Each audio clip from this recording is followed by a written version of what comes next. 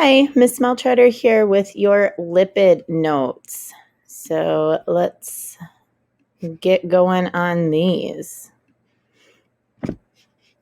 Okay, so lipids are our next group of macromolecules that we'll talk about.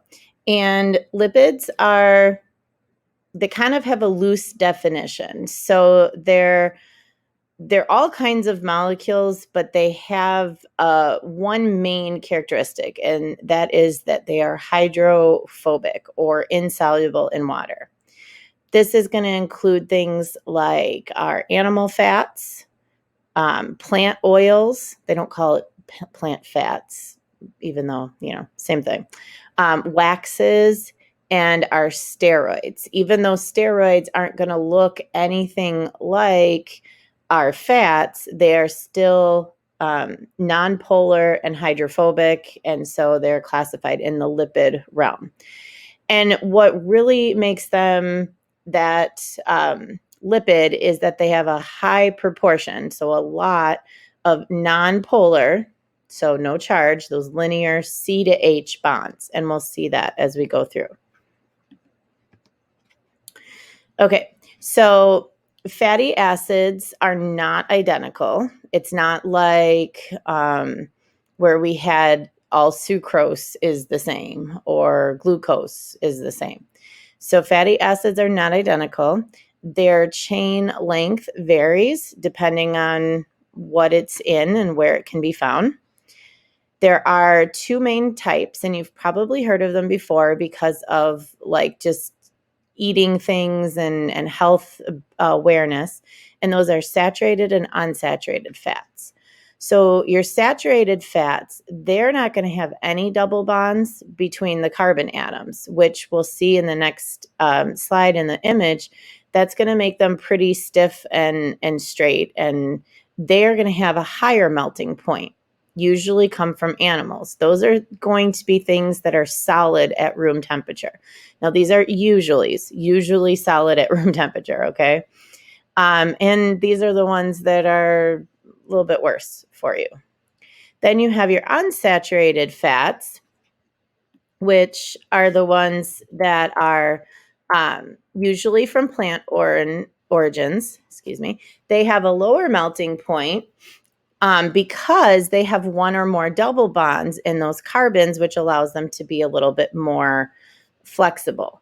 And then you have those things that are called trans fats, and you may have seen on packages of foods like this is trans fat free or something like that. Basically, what that means is that these trans fats are not natural. They're produced industrially, and they take an unsaturated fat and force it to be a saturated fat. So you really don't want those. Okay, so here's our structural formula. So this has no double bonds. Do we see all the C's are bonded to H's and to each other? Everything is saturated with hydrogen. So all the carbons are saturated with hydrogen, no space here.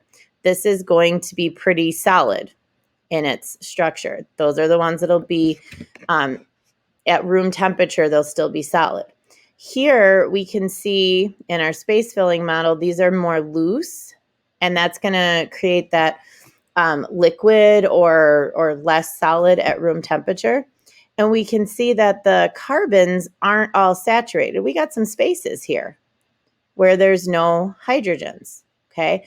And those spaces come because, remember, carbon wants to share those electrons. Well, it's it's double bonding, it's double sharing electrons with the carbon next to it. So it doesn't need those extra hydrogens attached. Okay. So because it double bonds the carbon, then it doesn't need the hydrogens. And so we get this empty space here where it's unsaturated with hydrogens. Then we have our phospholipids. Phospholipids are super important because they are what make up our cell membranes and bacteria cell membranes. And every living thing that has cells, the cell membranes are made up of phospholipids. So they are definitely important. So not all lipids are bad, right? So a phospholipid is composed of something called a glycerol head, and then it has two fatty acid nonpolar tails. So we get that fat. Anytime you think fat, think nonpolar, doesn't like water. So those tails are going to be oriented inward. Okay. And then it's got that phosphate group at the very head. And we'll see what this looks like in just a second. Okay.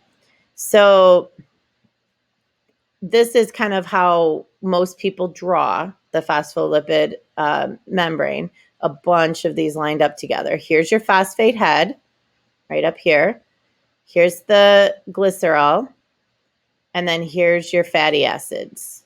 So glycerol, phosphate head, and this is the little choline up here. So that's not pictured here. We don't worry about that. But you're specifically worried about the phosphate and then the fatty acid chains, okay? These are going to face the inside, and this is going to face that watery environment. So either to the out of the cell or to the in of the cell. And what happens is these form a double layer. So you'll have a layer on the outside of these with the tails hanging down, and then you'll have a layer on the inside of the cell with the tails hanging up towards the other tails, and we get a double bilayer.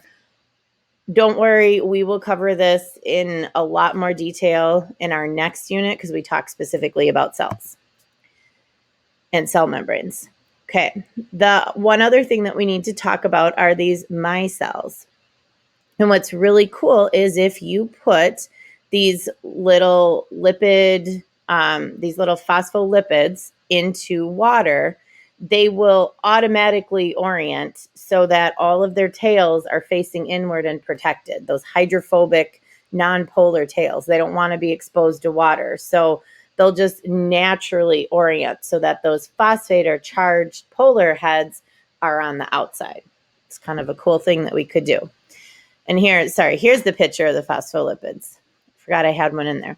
So the phospholipid bilayer, we've got our phosphate heads, our lipid tails, and this is what I was talking about, how they're facing each other, those lipid tails. Here's water on the outside. Here's water on the inside, like maybe inside the cell, outside the cell. Okay. And the thing to remember, polar, nonpolar. Okay.